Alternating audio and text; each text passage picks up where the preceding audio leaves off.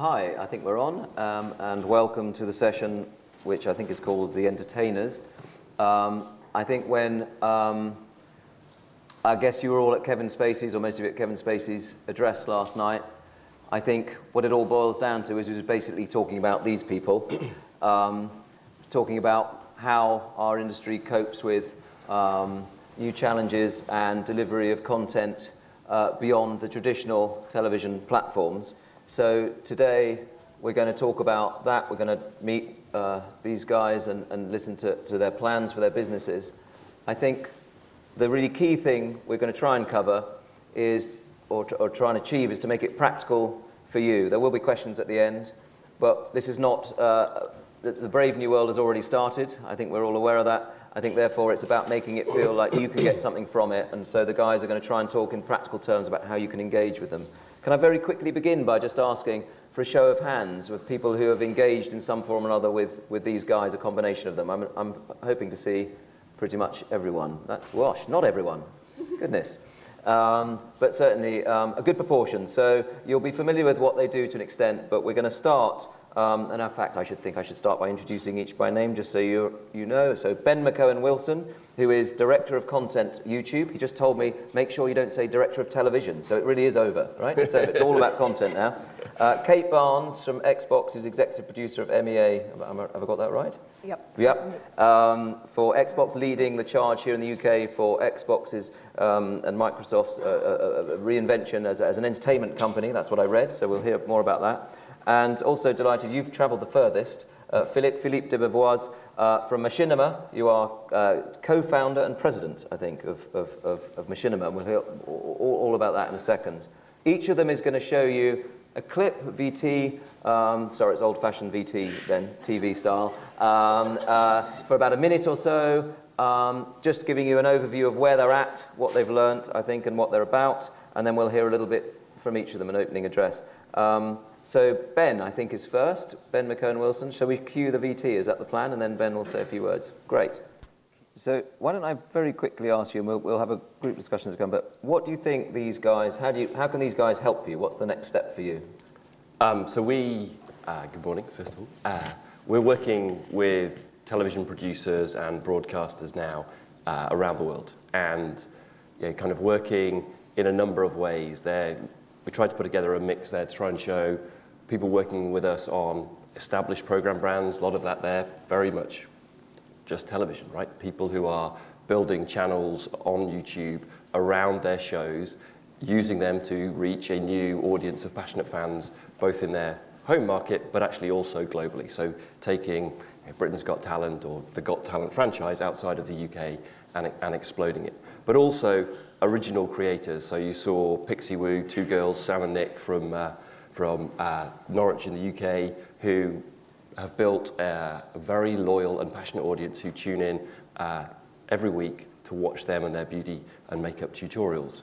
So what we're looking to do is try and engage with producers and broadcasters at a number of levels, trying to get you to use some of the tools that we've got that allow you to take control of your rights on our platform, first of all, and then reach a global audience who can be passionate and interested in the topics that you are creating the great content around. And would it be fair to say, Ben, a couple of years ago, there was a sense, maybe from you or maybe from the community or a bit of both, that you were almost acting as a sort of another commissioner of content. So there was a feeling of, well, I've got my idea and it's been rejected by Channel 4 and ITV and everyone, no one wants it, and hang on, YouTube offers me another way in. That, I think, is not the way you see the world. Yeah, I don't think we've necessarily ever seen the world that way. And I know that so last year we ran a program, I guess 2 years ago in the US, where we kind of advance funded a number of channels, actually including in the UK, including with Jamie Oliver there that we saw in the clip. But even when we launched that, we said, look, we don't see ourselves long term as being commissioners of content. That's not what we're great at. We're great at building, or we have built and we continue to push out, a platform that allows anybody on the planet to upload video from pretty much any device and share that instantly with a global audience in a way that just works. Video just works on YouTube, whether you're doing that on your iPhone or your Xbox or your television set increasingly. And that's what we're very good at. We're much less good at being a decider of tastes. That's just not the skill set that we've got in-house. And is your feeling that people now or have understand that, get that? I mean, how has that felt as a process? So I think that's the shift that's happening in the industry overall, and it's one of the things kind of Kevin touched on and around it, which is we're moving from a world of kind of limited shelf space, right? When it was just the BBC and ITV, there were two options, and really as viewers and as consumers, what we watched was entirely controlled by a small group of people who probably had met annually up in Edinburgh and decided what we were all going to watch and fall in love with. And technology means that's just not true today. There's no limited shelf space. You can have an unlimited kind of potentially infinite number of kind of channels and sources of content. And that's a challenge for all of us. How do kind of consumers navigate that world? How do they find what they love? But also from a industry point of view, that means suddenly having been essentially wholesalers selling to other people, pitching to a broadcaster or a commissioner, the opportunity is to build a direct relationship with consumers and profit more greatly from that. And you guys are doing it, and all producers are doing it in a number of ways, not just on YouTube or on Xbox, but actually owning your brands and building those brands with consumers. Well, recently you saw on the video a lady called Nancy Tellum, who was hired by Xbox last September. And Nancy was president of CBS International Studios for a number of years, and then has now joined Xbox, and she's spearheading that strategy. So in terms of sort of the strategy's been in place, we've been building up sort of relationships, but really sort of the new hires have been in place for probably about a year, really. But we've had, since then, Nancy's team in LA, she's got an entire studio called Xbox Entertainment Studio. They've been out in LA meeting a whole raft of people. I joined 6 months ago. I've been meeting a lot of the community here. There's still a lot of people that I want to meet, a lot of people that I maybe don't know, and I'd love to meet you guys to introduce yourselves. And so we're at that stage. We've got a few shows that we're really interested in. We've made one announcement already, which is about the Halo series with Steven Spielberg. We've made no more announcements yet, but there are announcements that will be coming. And in Europe, we've got a few projects that we are very interested in and that we're looking at next stages with. And is it both you and Nancy have recently had television backgrounds? Yes, yes. Is that's a coincidence, or that's a deliberate ploy, or just? No, I think it's very much a deliberate sort of decision in that. Xbox is committed, and through all of its sort of past work with the games community, is that we are the biggest games console in the world. We're in 41 countries, 48 million subscribers worldwide, and our big games titles are the most beautiful, the most sort of like powerful games in the world. And so when we think about when we wanted to work in television, that's what we wanted to do. We wanted to work with the best TV producers, with a community that knows how to make the best TV shows, to engage their audience already through the traditional media of television, and to take those skills and that knowledge of how to engage your audience and bring them into the Xbox community. So it was a very conscious decision to step outside just the Microsoft world and look to TV executives who've got those relationships and that knowledge in order to work with the production community. Okay, thank you. And let's just finish our tour of getting everyone's position straight with Philip and Machinima. You are very much not a television background person, and it's a very different play, yours. But do you want to just give us a flavour? Again, I'm leaving you freedom of choice. Do you want to show your bit of VT first? Sure, we can start with that. Show it. If we can see the Machinima. I congratulate you all on your VTs, but that was quite something. Annoyingly, you appear to make very good television trailers as well as ruling the internet. So, Philip, you've talked in the past, and I guess now, about this sort of notion of a third wave, which you think are part of. I think I'm right in saying. Do you want to just kick off there and then tell us a little bit more about what Machinima does?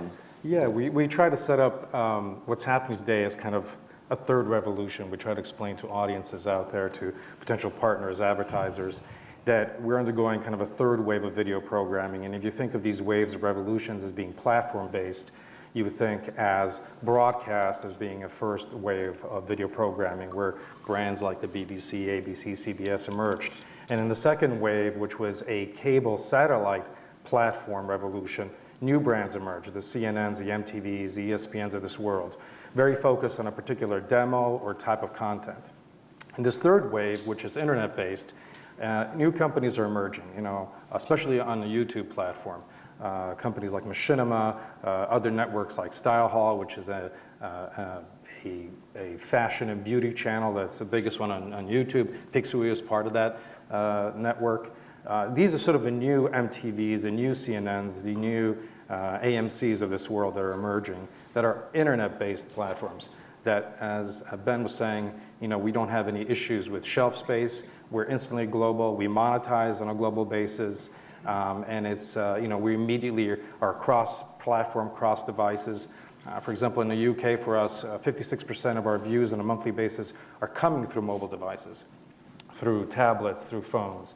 So it's an incredibly, you know, interesting platform for us. I mean, globally, we have over 200 million viewers a month, about 2.4 billion video views a month that we serve. You know, so that puts us in a pretty interesting place in terms of the size of our network versus traditional networks. So.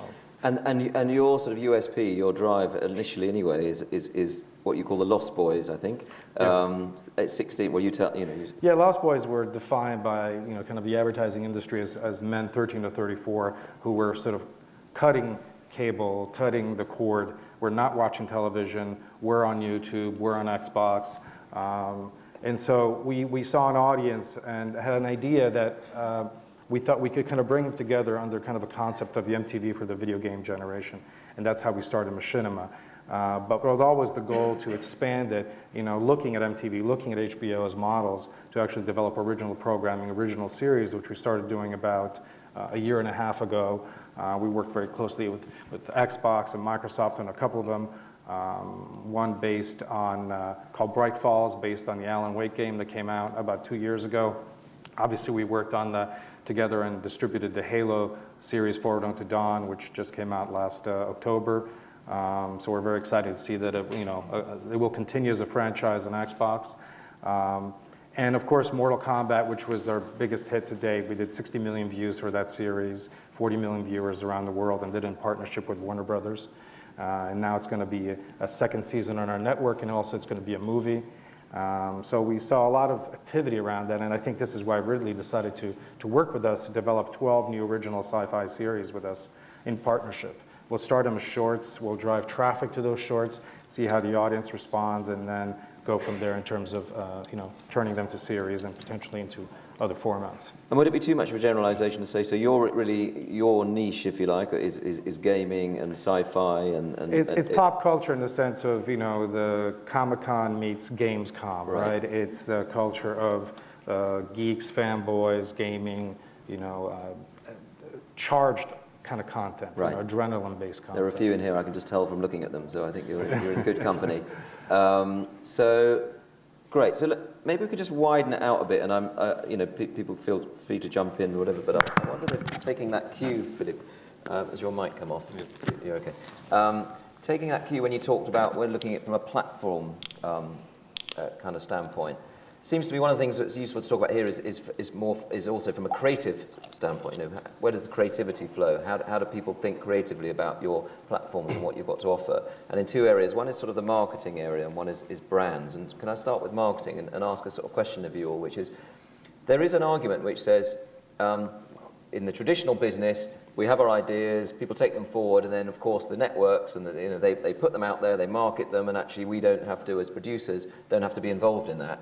And it may work, it may not work, but that gets taken care of. It's very, very important for what you're all doing, for that marketing thing to come first, isn't it? For how you get your idea out there, watched. Ben, you talked about 100 million hours of YouTube content. 100 hours every minute uploaded onto the platform, which is, slightly. It's a lot. It's a lot. But it's like, it's one of the best things about YouTube. It means that we are, you know, the world's default video sharing platform. That's fantastic and wonderful. But for people who are, you know, creating content specifically for our platform, that's one of the biggest challenges, right? In that kind of fire hose of video that's being uploaded, how do consumers find your video, your beautiful piece of video? And that's what networks like Machinima and other organizations in the UK, like Base 79 or Little Dot Studios, are looking at our platform and understanding how you get your content surfaced. There's no 9 p.m. Saturday evening slot on YouTube, right? I can't schedule you hammock you between X Factor and whatever else I would put you between.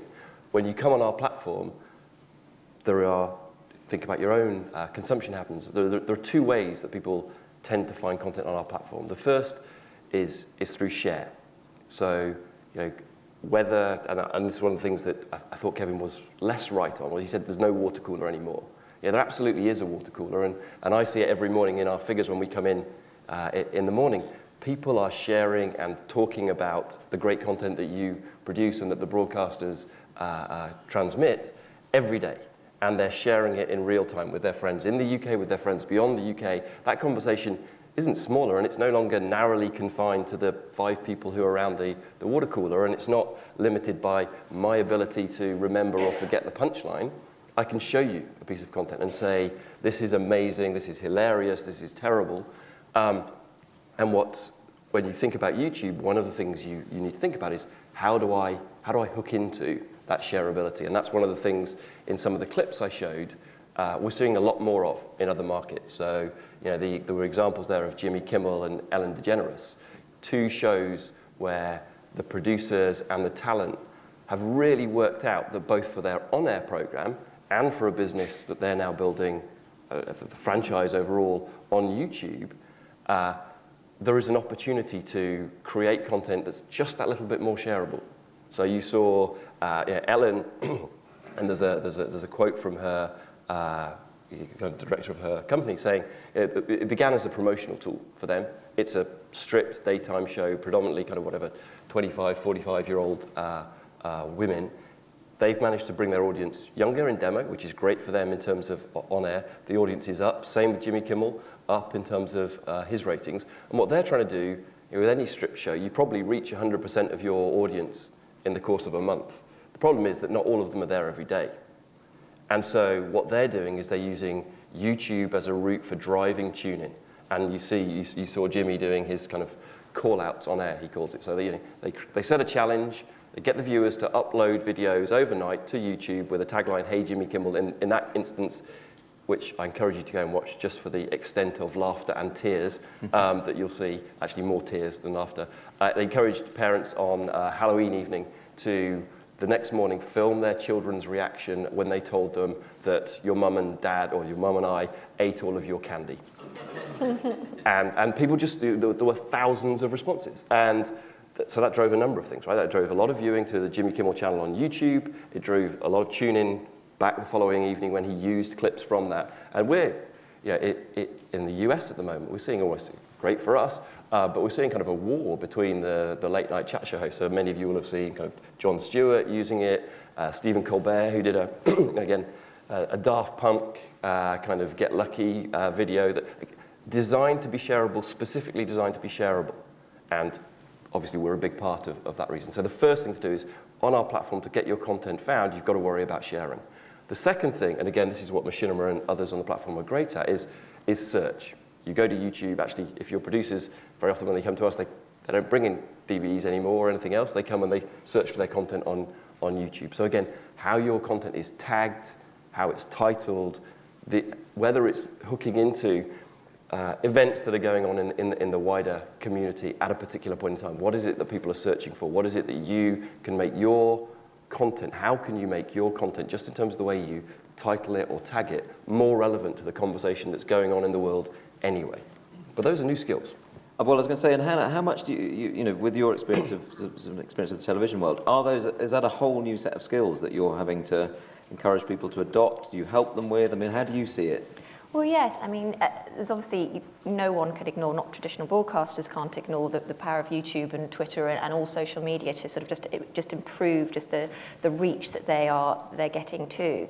Xbox is slightly different in that we do have the way it's architectured, the way that you enter Xbox is that we do have promotional panels. You can put something that universally, when anybody turns on their Xbox, you see a pane, and it's that we've chosen what to promote. So it's slightly different in that sense, and also within the Xbox Live community, is you can see what your friendship group are doing. So you can have the sort of idea of your recommendation, a personal recommendation, which is the most powerful thing you can have, is that you can see what they've been playing or watching, and you can see that and respond to that. But yes, I mean we Xbox uses social media itself to get out to the wider off-platform community, to promote what we're doing, to tell them what we're doing. And I think that everybody has to be aware of that, and everybody has to use whatever tools that they've got at their disposal to let everybody know what you're doing. You can make the greatest show in the world, but if no one knows it's there, it doesn't matter. Well, that's the point. And in a way, I'm interested as to whether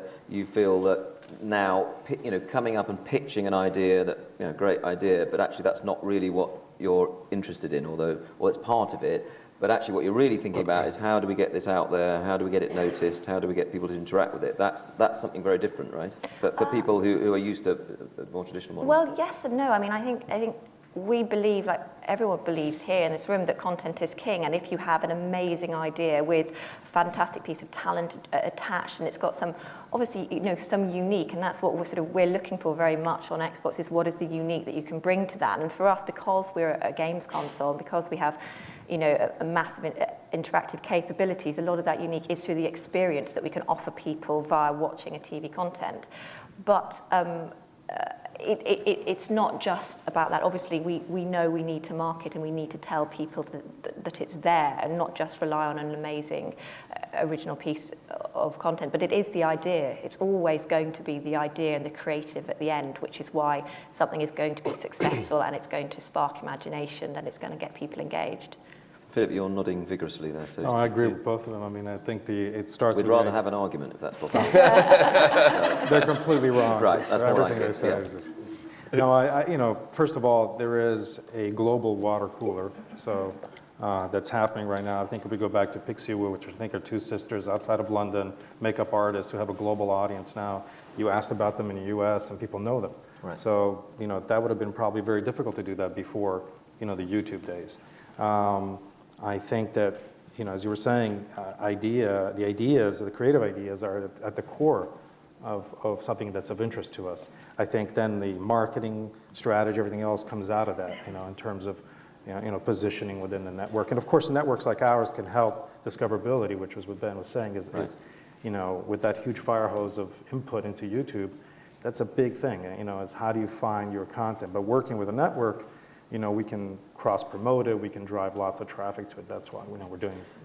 And how much do you look to producers, creators, directors to be part of that market, to come up with those ideas, and how much do you help, how does that? Oh, it's collaborative, right. Absolutely. I mean, and of course, when you're working with somebody, let's say incredibly established, their own natural promotion will help us in terms of PR and everything else. And if it's somebody newer, we work with them to try to kind of create more of a social sort of, excitement around it. But each campaign is different, isn't each, right. each project. Because I think one of the interesting things about all of you is that when you've mentioned some of the bigger projects, they're all quite established brands in some ways, which is either to say they're a show, Mr. Bean or whatever it happens to be on YouTube, big show, or that it's Steven Spielberg or whatever. So they bring baggage, in a positive way, bring baggage with them. And I think that you can see that. But is that the extent of the story? I mean, in other words, how do you? What about the middle bit, if you like, where people are trying out new ideas? How do you engage with that? Philip, why don't you just? Oh, sure. Yeah, we do that every day. You've come a long way. I'm just determined you get a couple of bites to share. We have almost what is it now? It's close to 9,000 channel partners around the world who are creators, who we are working with on a daily basis, developing original ideas, original content. Then as we move outside of that, we are engaged with, the traditional creative communities of television and film, working with young directors, young producers, established producers and directors. We look at great ideas everywhere. They come from everywhere. So we're not limited just to working with Ridley. We're working with, like I said, the whole next generation of creators. And even our biggest hit, which was Mortal Kombat, was an interesting story because it started with the short that Kevin Tancharoen directed. And Kevin was known for doing Glee 3D and Fame as movies. So he was sort of pigeonholed by Hollywood to being a music-oriented director. And he loved action. He loved Mortal Kombat as a franchise and created his own short. It was very much of an indie kind of approach to it. And we helped him drive views. I think it was close to 10 million views. Warner Brothers approached us both and said, what are you guys thinking about? And he pitched him a 90-minute movie idea, which we then released exclusively as a series. It drove 60 million views, like I said, 40 million viewers, and now we're going to a second season, which might be up to 13 hours, very much like television, and Warner Brothers and New Line are doing a movie. So the world is open to any great idea, and so I think we look to them, we look for these ideas everywhere. Well, I mean, there's always going to be shows that sort of like stand out for us because they've got that connection. So Halo is wholly owned. It's our biggest game franchise. We've already had success with the digital series with Halo Forward Unto Dawn. So there are properties like that that are always going to have an appeal to us and for our platform. But it's not at all excluding a wealth of other creative ideas. So one of the ideas that we're looking at the moment has got a fantastic sort of interactive ability to really harness the community aspect and a lot of the motivational aspect of gamers and how they sort of respond to the Xbox. So it's a TV format, but it's very cleverly thinking how gamers interact and therefore using that sort of mechanic within the TV format. So it's also thinking about the way our platform works and the way people interact with our platform and thinking, how can I take that and put that into a format? And that's going to really appeal to our audience. So it is some big sort of franchises, absolutely, but it's also really, really about the idea that's just very targeted and will it harness what our audience really loves and engages with. Right. Can I make a point? Yeah, That's course, a great point that you just made, because you have to think about what you're pitching into which platform. Is it YouTube or Xbox? And Xbox has additional capabilities that may sort of shift and change the kind of idea you may pitch to them. Mm-hmm. We're developing original programming for the Xbox because we launched our channel there about 2 months ago. We have about 2.5 million downloads of the app, and we're having to develop interesting new programming that maximizes the capability of the platform. So I think that's an important point to think about, is like, who are you pitching and what is it you're pitching? Right. And Ben, again, it's that issue of because clearly all you guys interact with thousands, millions, it's less a question of that. It's more about how you get noticed and how it becomes a model that works for you. Because again, many people for many years have got used to this idea that you take a risk, but the broadcaster funds it and so on. That's all that's not what we're talking about here. But how do you get that critical mass? So I think that model will continue. The likes of Machinima or Style Hall, there are going to be new networks in the same way as Philip said in his intro. In the same way with the kind of advent of cable and satellite, we saw whether it was CNN, 24-hour news, we saw MTV, kind of music channels, we saw ESPN. We saw all the people who took the risk to create brands that then allowed them, they had Discovery, others who created channels that now aggregate people in this room's content and deliver those to consumers. So I think that model will continue. I think Philip's absolutely right that there is going to be this third wave, and that means there are going to be new players. There are already Machinima. There are already people who are coming into that market, but there is a real opportunity for those people who are doing that already to also step into that space. It could be the producers in this room. It could be the broadcasters who continue to do what they've done, which is helping guide passionate fans who care about the content that you create to that great content and more like it. Now, today on our platform, many more of the really, really successful people on the platform are people who are YouTube natives. They're not people who've come from television. And most of them probably began creating videos that you would watch and you'd think, well, that's not good quality.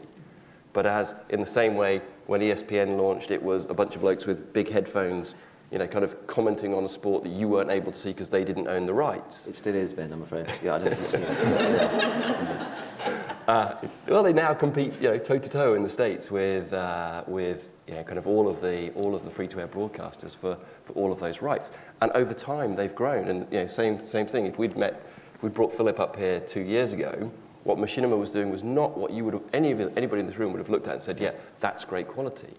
But what they've done now is they've built an audience. They have a real sense, and this is true in lots and lots of genres on the platform. They've built an audience. They've got a really clear sense of how many people are going to watch this clip, how far can we get this out into the audience, and therefore how much money can we make from it, and therefore how much can I invest in it. And if you want to stay in the risk model that is, no, I need somebody giving me the check up front, then you can go and talk to the likes of Machinima or Style Hall or others who are emerging. But there's a bigger opportunity than that. Right? And in the US, we're seeing that in a big way. And actually now, we're seeing that interest from traditional media players. So Discovery has bought a network acquired a network on YouTube called Revision 3. RTL have taken stakes in 2 YouTube networks, so Broadband TV and Style Hall. This world is happening, but there's a real opportunity for those of you who've got fantastically talented creatives in your business to take a chunk of that value chain that's just not there for you today. And I think Awesomeness TV is a great story. I mean, right. With DreamWorks Animation, who've just acquired Awesomeness. There are a long list of people who've. Awesomeness is, I guess it's the young teens, so kind of early part. Brian Robbins, who came from a traditional TV background and has built a huge network on YouTube of that audience. And again, so DreamWorks have acquired them because he's got that model for an audience that they care deeply about reaching. And that's sort of their cable play, in a way, without actually going on cable. Exactly. Right.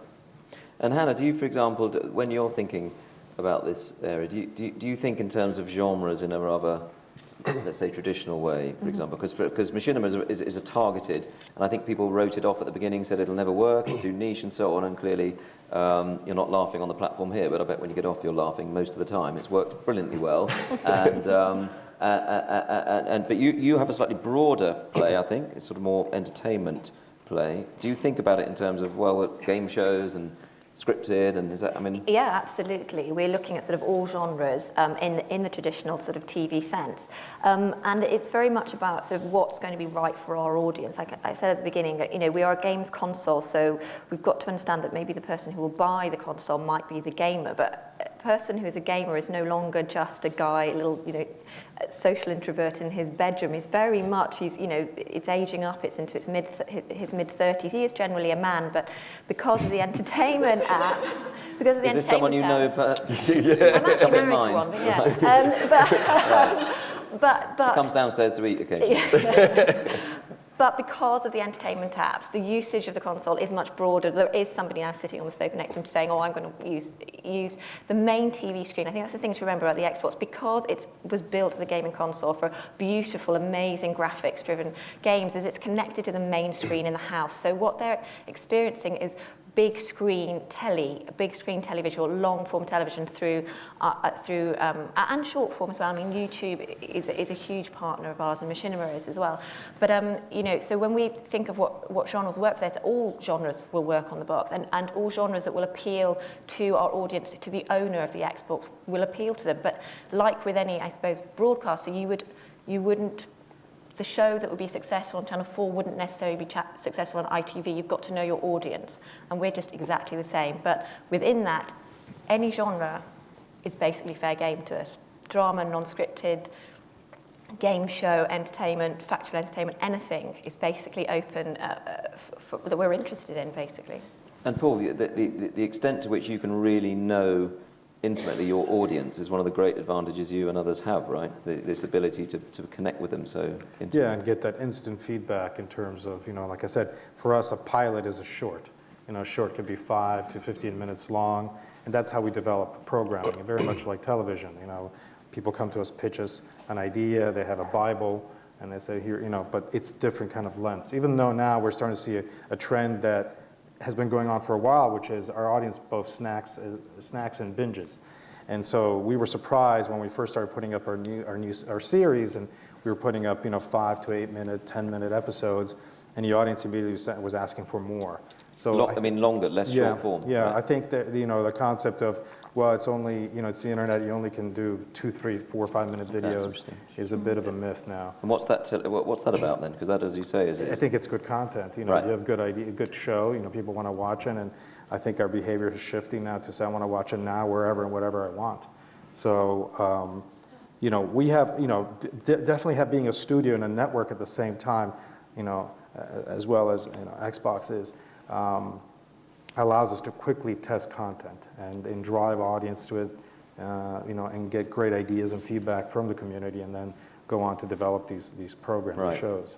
And you find, I mean, that's a brutal, I mean, in some ways that's a brutal process, right? You're instantly finding out if someone likes it, doesn't like it. But do you take the approach that, look, if there's something in here, then we need to learn and make it better and better? Yeah, or do you, and you get a lot of great feedback and ideas from the audience Sure. too. So we've actually used that for subsequent episodes. Right. I'm interested in that long form. You're not, the long form thing you think is now? For sure. The watch time, the time people are spending, the individual videos that people are watching. Watching an individual piece of content. Individual piece of content getting longer and longer. And we're seeing that increasingly across our platform. I mean, it's not, obviously, short form is still huge, in particular on mobile devices, or mobile phones, but long form is absolutely growing and increasing.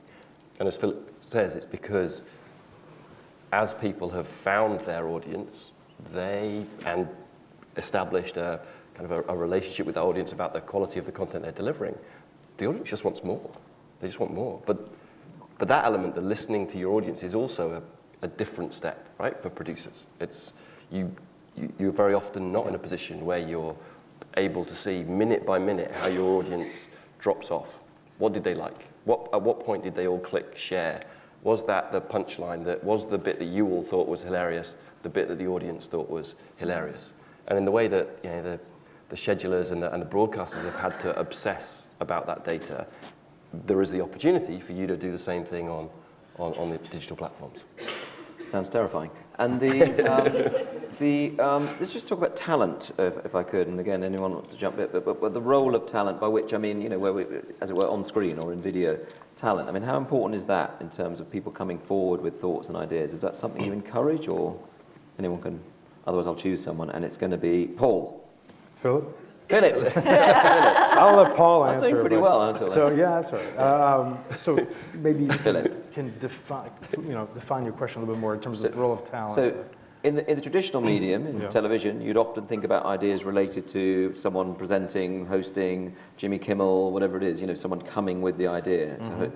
Would that be something you would think, would you think in those terms at Machinima, or would you think? Yeah, I think it's completely open. I mean, it's not, we don't have one way of developing a new show or idea. It's a variety of things. Sometimes it's in-house. Sometimes it's, a lot of times mostly is actually ideas that are pitched to us by the global community of creators that we're working with. Right. So, and whether maybe if there is a name associated with it, I don't know if that's where you were leaning towards or not, it doesn't matter, I think, to a certain degree. I think if the idea is good, then we'll figure out the packaging side of things with the producer. Right, but these names, I mean, it can make the difference in some ways, in terms of what people search for, in terms of what. In terms of searching, it helps, but on YouTube, personality, so talent, does it have a face, is a huge thing. Many of the most successful channels on YouTube are very personality driven, but that's different from it having to have been a big name it's not a household name, right? So the biggest channel on YouTube today, including in the UK, is a 23-year-old kid called Felix from Stockholm.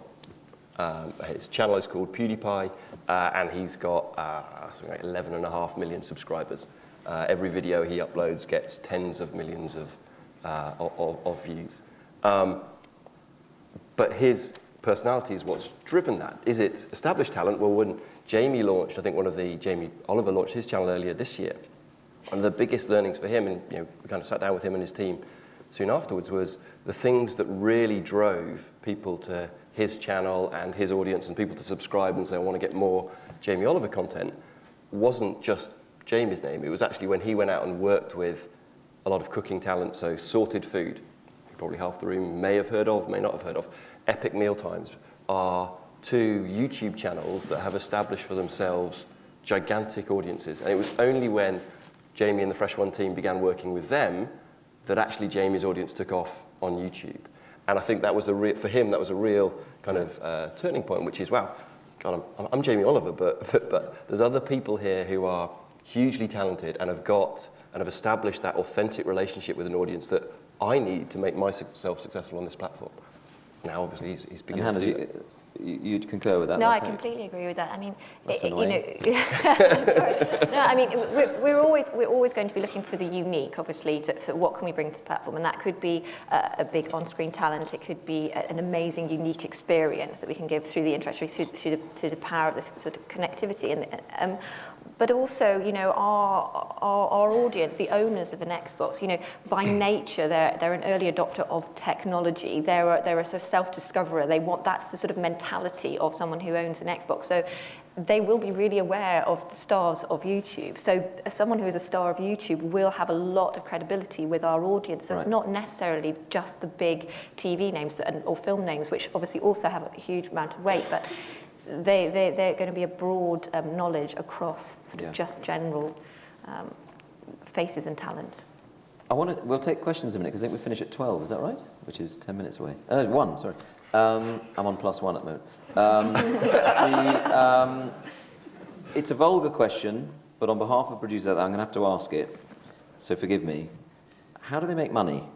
I mean, how do you see that? You know, producers coming in and I don't necessarily want to get into the sort of fee structures, but just broad. You'll be glad to know, 45%, really. But yeah, how do they make money? How do they approach that? So on our platform, the majority of the revenue is from advertising, and we sell advertising around your content, and for a revenue share, and you guys get the majority of that revenue. Technically, that's true. Yes.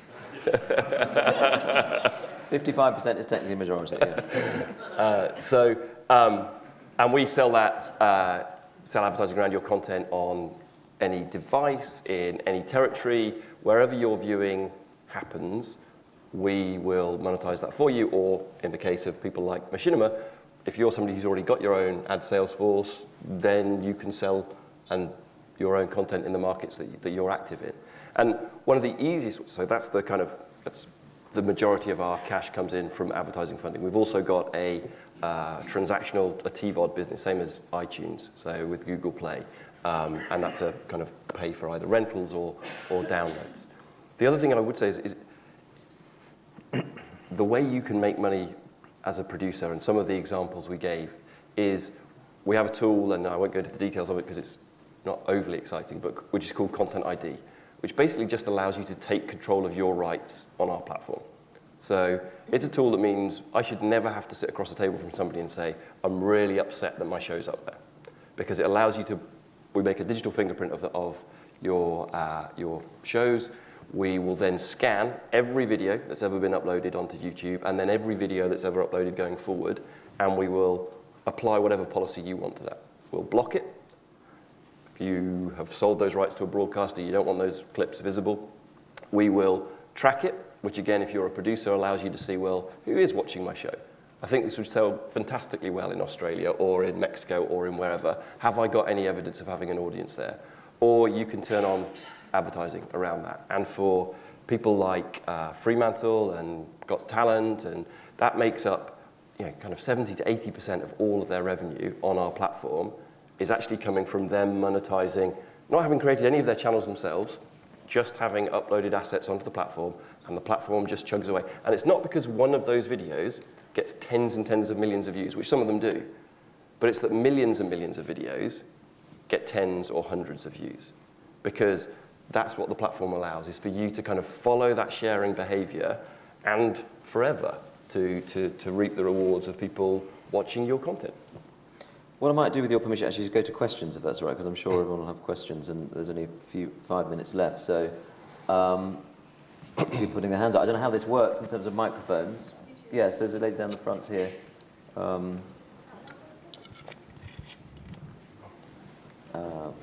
We've got sort of 5 minutes, so.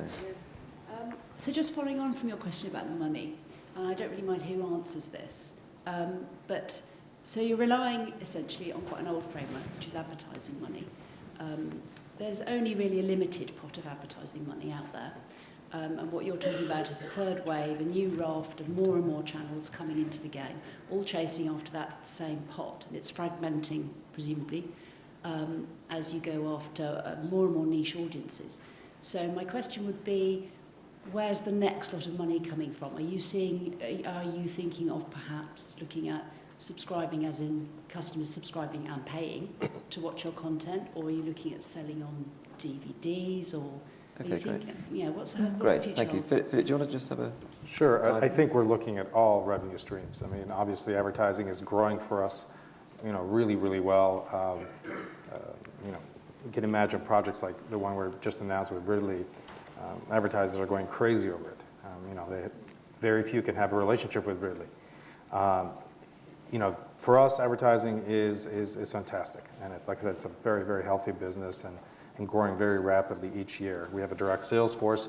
We work together with YouTube in terms of joint sales, the same with Microsoft and Xbox. But we are looking at microtransactions. We are looking at subscription models. I think you have to. And for the right type of projects, the right type of scenarios, we think they're going to be very viable revenue streams for us, especially with our audience that's used to paying for subscriptions, whether it's on Xbox or Netflix, or microtransactions in free-to-play games where they're leveling up or buying weapons or things like that. There's already a mindset that's very natural for them. So for us, that's very exciting.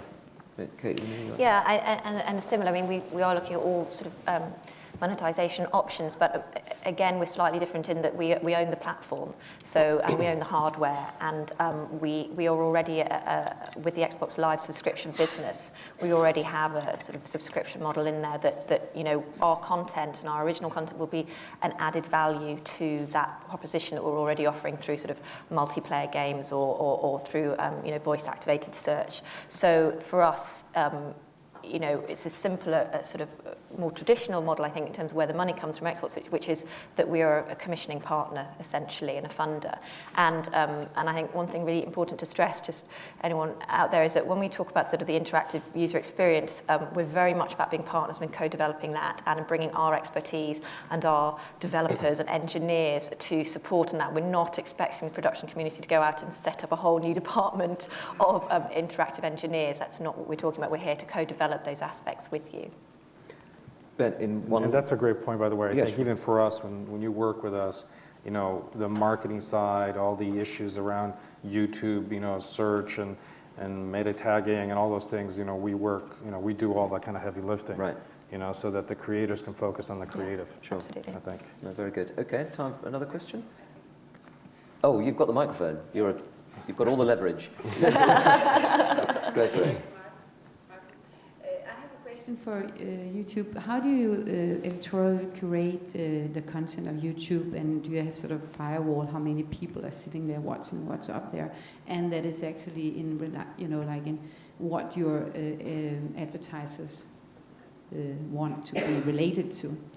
One question, and then also, how is it so that if I put up a video on your YouTube, and let's say it had 10,000 hits, and so will I then get a share of advertising around exactly that film, or how is it calculated? But I'm more interested in the curating the content firewall kind of stuff. Okay, I'll take them in. I'll answer them in reverse order and try and be quick. Number one, as you upload a video, you have the opportunity to turn on or off advertising today, and so if you turn it on when you upload the video, then any viewing that comes to that clip, the revenue from that will flow to you.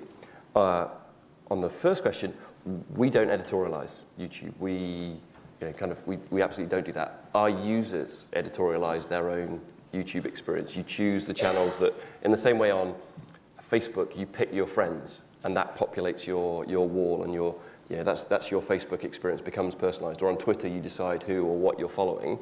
On YouTube, by the channels that you view, that you subscribe to, they begin to populate your homepage experience. So every person in the room has a different experience of YouTube that's based on your viewing, or that browser's. Do you have porn on it, for instance?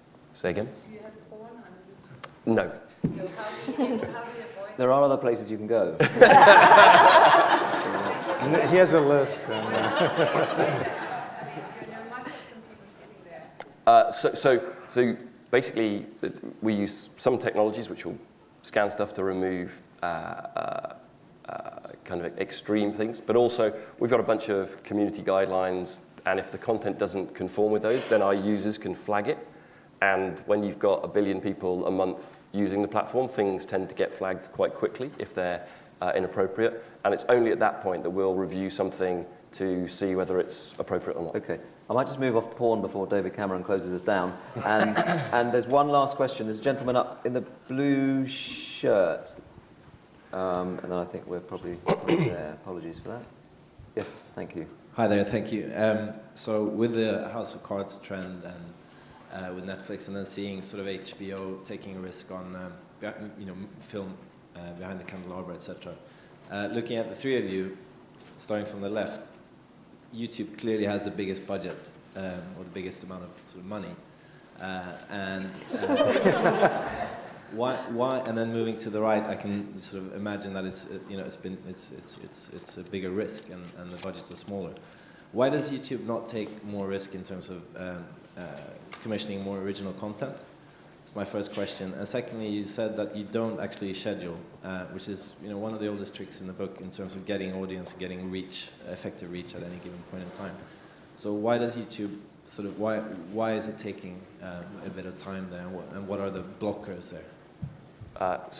So it's an active decision, right? Because actually, Philip and the guys at Machinima are doing that for us, for their audience, because we've got 1 billion people, but actually within that we've got lots and lots of individual audiences, and you may be part of the gaming audience who love Machinima, but you might also be a gardener who loves some of the gardening channels, and people are passionate about, the same person can be passionate about multiple different things, and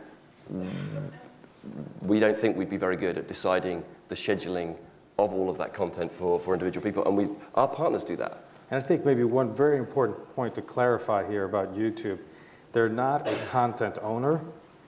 And Ben, please correct me anytime I'm saying anything wrong here. They're not a content developer, so they're not funding content. What they did in the past couple of years is they've been advancing, against our own ad revenue, dollars to help sort of jumpstart, I think, a lot of these channels, including Machinima Prime, which is one of our channels where, we did a lot of content. They were, very helpful in that. They realized that by seeding, multiple companies in terms of allowing them to have some money to invest in programming against future revenues in terms of advertising would help the ecosystem. But that is not their primary business. That's not what you shouldn't think of YouTube as, I'm going to pitch my show to YouTube, they're going to finance it. That's not how it works. Now, yeah, but they will. We will. We will. That's sort of what I mean is that it's sort of, if you're saying content is king, that gives me, and you have all the data, and YouTube clearly does, it gives me a very compelling reason to go to YouTube if I know that it's exclusive or it's... Sort of you use YouTube as a platform to launch your content and then work with partners or with advertisers to monetize it. But don't think that you're approaching YouTube the way you would approach, Xbox Studios or us or any other sort of commissioner of content. That's not what they do. Exactly, and I think that's the point. I think a lot of people misunderstand that, I think, in general. I'm afraid I'll just have to end it there, and thank you for your question. The joy of Edinburgh, as you know, about half of you had already engaged with these guys. The joy of Edinburgh is they are now captive. You can, Kate even made the classic mistake of saying she'd love to hear from you. Yeah. So, I would steam in, the future is here, the future has arrived. She has no launch plans. Right, it's underway, so please come and talk to people. And but for now, a big thank you to Philip, Kate and Ben. Thank you, guys.